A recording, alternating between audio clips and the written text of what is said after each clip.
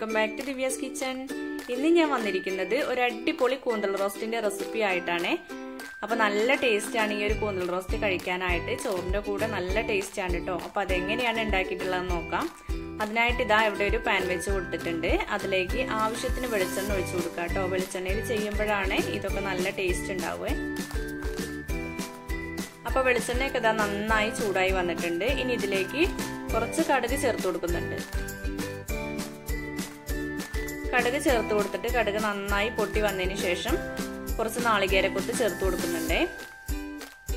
ഈ ഒരു കൂന്തൽ റോസ്റ്റില് നാളികേരക്കൊത്ത് ഇങ്ങനെ കഴിക്കുമ്പോൾ നല്ല ടേസ്റ്റ് ആണ് കേട്ടോ. നമ്മള് ചിക്കനിലൊക്കെ ഇട്ട് കൊടുക്കൂല, അതേപോലെ തന്നെയാണ് ചേർത്തിട്ടുള്ളത്.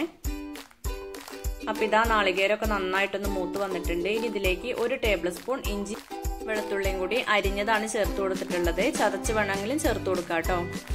ഇനി അത് നന്നായി മൂത്ത് വരുന്നത് വരെ വെയിറ്റ് ചെയ്യാം. അതിനുശേഷം നമ്മൾ ഇതിലേക്ക് സവാളയാണ് ചേർത്ത് കൊടുക്കുന്നത്. സവാളയ്ക്ക് പകരം നിങ്ങൾക്ക് വേണമെങ്കിൽ ചെറിയുള്ളി 1 കപ്പ് ചേർത്ത് കൊടുക്കാം കേട്ടോ. ചെറിയുള്ളിയിൽ ചെയ്യുമ്പോൾ നല്ല ടേസ്റ്റ് ആണ്. ഏതൊരു കറിക്കും ചെറിയുള്ളി കൂടുതലായിട്ട് ചേർക്കുമ്പോൾ നല്ല ടേസ്റ്റ് അല്ലേ. അപ്പൊ ഇതിലും ചെറിയുള്ളി ചേർക്കുകയാണെങ്കിൽ നല്ല ടേസ്റ്റ് ആണ്. ഞാനിവിടെ ഒരു വലിയ സവാളയാണ് ചേർത്തിട്ടുള്ളത്. അത് ഇതുപോലെ നീളത്തിൽ അരിഞ്ഞാണ് ചേർത്തിട്ടുള്ളത്. അപ്പൊ ഈ സവാളയും നന്നായിട്ടൊന്ന് മൂത്ത് വരട്ടെ. അപ്പൊ ഇതാ എല്ലാം നന്നായിട്ട് മൂത്ത് വന്നിട്ടുണ്ട്. ഇനി ഇതിലേക്ക് 2 ചെറിയ തക്കാളി 3-4 പച്ചമുളക് കട്ട് ചെയ്തതും കൂടി ചേർത്ത് കൊടുത്തിട്ട് നന്നായിട്ടൊന്ന് ഇളക്കി കൊടുക്കുന്നുണ്ട്. അപ്പൊ ഇതാ കുറച്ചധികം കറിവേപ്പിലയും കൂടി ചേർത്ത് കൊടുക്കുന്നുണ്ട്. കറിവേപ്പിലയും കൂടി ചേർത്തിട്ട് നന്നായിട്ടൊന്ന് ഇളക്കി കൊടുക്കാം.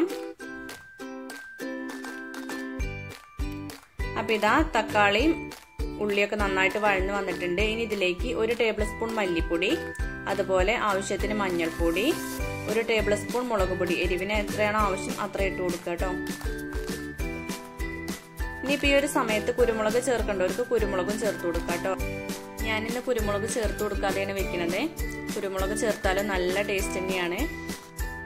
അപ്പൊ ഇതാ പൊടികൾ ചേർത്ത് കൊടുത്തതിന് ശേഷം നമ്മളൊരു മീഡിയം ഫ്ലെയിമിൽ വെച്ചിട്ടാണ് കുക്ക് ചെയ്തെടുക്കുന്നത് കേട്ടോ. ഒരുപാട് ഫ്ലെയിം കൂട്ടി വെച്ചിട്ടുണ്ടെങ്കിൽ പൊടികൾ കരിഞ്ഞു പോകും. അപ്പൊ അതിന്റെ ടേസ്റ്റ് ഒക്കെ മാറിപ്പോകുവേ.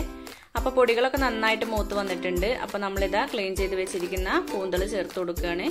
കുറച്ച് വലിയ കൂന്തലായിരുന്നു കേട്ടോ. അപ്പൊ ഞാൻ കട്ട് ചെയ്താണ് ചേർത്തിട്ടുള്ളത്.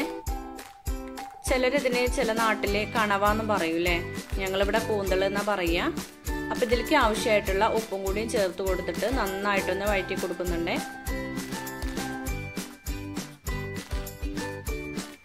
ഇനി ഇതിലേക്ക് പുളിക്ക് ആവശ്യമായിട്ട് 1 ടേബിൾ സ്പൂൺ നാരങ്ങയുടെ ജ്യൂസും കൂടിയും ചേർത്ത് കൊടുത്തിട്ട് വീണ്ടും നന്നായിട്ടൊന്ന് മിക്സ് ചെയ്ത് കൊടുക്കുക.